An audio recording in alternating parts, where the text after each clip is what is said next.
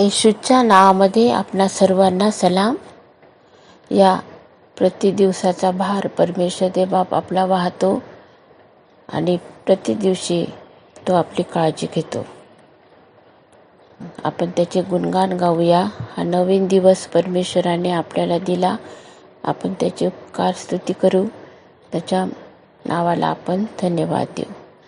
आज आपण वचनामधून पाहणार आहोत त्याचे विधी आणि त्याचे नियम जे आहेत ते पाळल्याने आपल्याला भरपूर असे आशीर्वाद प्राप्त होतात. आणि आपण आज बघू वचनामधून की परमेश्वर देवबापाचे किती आशीर्वाद त्याने आपल्याला दिलेले आहेत. एक तो आपला रोगमुक्त करणारा परमेश्वर आहे, आपलं आयुष्य वृद्धी करणारा आहे आणि तो आपल्या हृदयामध्ये आनंद देणारा परमेश्वर बाप आहे. या आपण वचन वाचू आणि त्यावर मनन करू. निर्गम याचा 15 अध्याय आणि 26 वचन.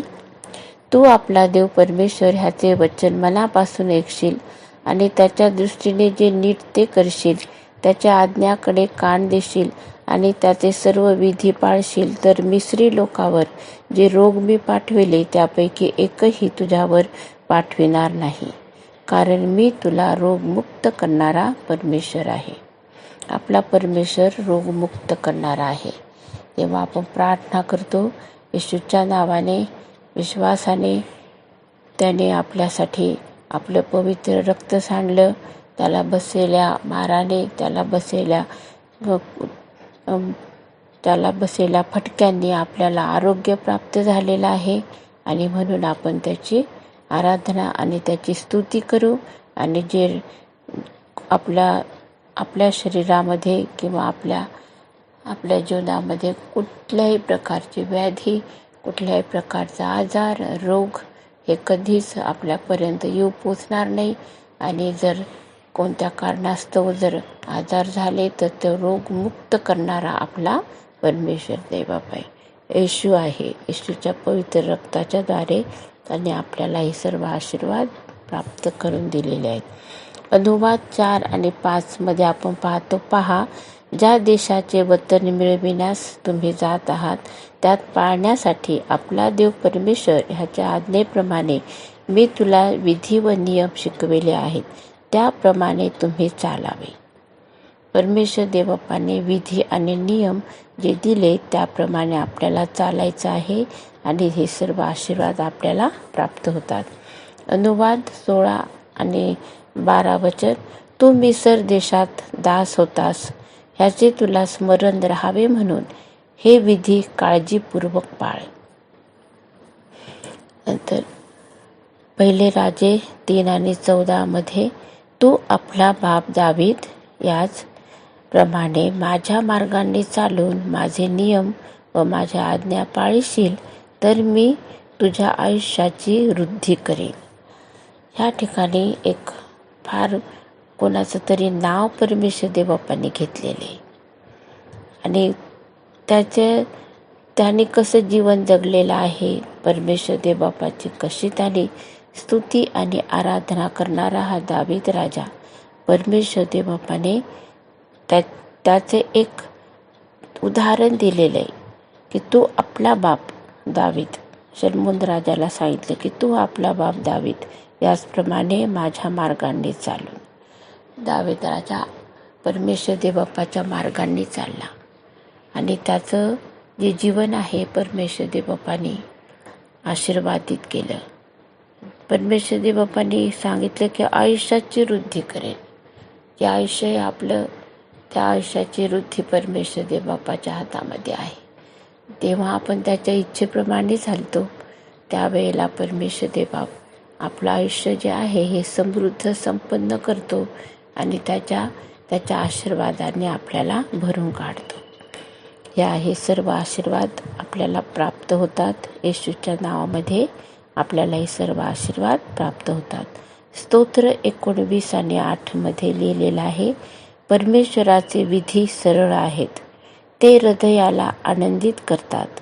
परमेश्वराची आज्ञा चोख आहे, ती नेत्राला प्रकाश देते. हे परमेश्वराचे विधी आणि हे आपल्या हृदयाला कसं आनंदित करणारे आहेत. आणि परमेश्वराची आज्ञा कशी चोख आहे, ती नेत्राला प्रकाश देते, प्रकाश देणारी, आपली वृद्धी करणारी, आपल्याला समृद्ध करणारी हे परमेश्वर देवबापाच्या आज्ञा आहेत. आणि त्या मनुष्याने पाळाव्यात ही परमेश्वर देवबापाची इच्छा आहे. आणि त्याकरिताच त्याने आपल्याला हे आज्ञा आणि विधी दिलेले आहेत. स्तोत्र 119 आणि 12 मध्ये लिहिलं, हे परमेश्वरा, तू धन्य आहेस, तुझे नियम मला शिकव. आणि 54 वचनामध्ये लिहिलं, माझ्या संसार यात्रेत तुझे नियम मला गीतरूप झाले आहेत. आपल्या संसार यात्रेत सांगितलं, दावीद राजा म्हणतो की तुझे जे नियम आहेत, तुझ्या आज्ञा आहेत, हे मला एक गीतासारखे, मधुर अशा संगीतासारखे आहेत. आणि ते आनंद देणारे आहेत, हृदयाला आनंदित करणाऱ्या तुझ्या ह्या आज्ञा आहेत. मत्ती 7 आणि 12 ह्यामध्ये लिहिलेले, ह्याकरिता लोकांनी जसे तुमच्याशी वागावे म्हणून तुमची इच्छा आहे, तसेच तुम्ही त्यांच्याशी वागा, कारण नियमशास्त्र व संदेष्ट ग्रंथ हेच होत. लूक 6 आणि 31 मध्ये, लोकांनी तुम्हाशी जसे वर्तन करावे म्हणून तुमची इच्छा असेल, तसेच तुम्हीही त्याच्याबरोबर वर्तन करा. हा सुवर्ण नियम आहे आपल्या शास्त्रामध्ये, की प्रत्येक मनुष्याला असं वाटतं की सगळ्यांनी माझ्याबरोबर चांगलं वागावं, मी जे काही म्हणते ते ऐकावं आणि माझ्या इच्छेप्रमाणेच त्यांनी करावं. परमेश्वर देवबापाची पण हीच इच्छा आहे. परमेश्वर देवबापाच्या इच्छेप्रमाणे ज्या वेळेला आपण करतो, त्यावेळेला आपण हा सुवर्ण नियम जो आहे आपल्यासाठी दिलेला, तो आपण पूर्ण करतो. आणि जसं आपण देवबापाच्या अधीन असतो, तसंच आपण इतरांच्या पण, मनुष्याच्या पण, आपले जे वरिष्ठ अधिकारी आहेत त्यांच्या पण, जे आपण जिथं काम करतो त्यांचे सहकर्मी, त्यांना आपण सबमिट असतो. त्यांच्याशी तसं आपण वर्तन करतो. त्यांनी आपल्याशी कसं वर्तन करावं, कसं वागावं, आपली इच्छा आहे. प्रत्येक व्यक्तीला इतरांनी आपल्याशी चांगलं वागावं अशी इच्छा असते. आणि तशाच प्रकारे आपणही इतरांबरोबर आपण वागायला पाहिजे.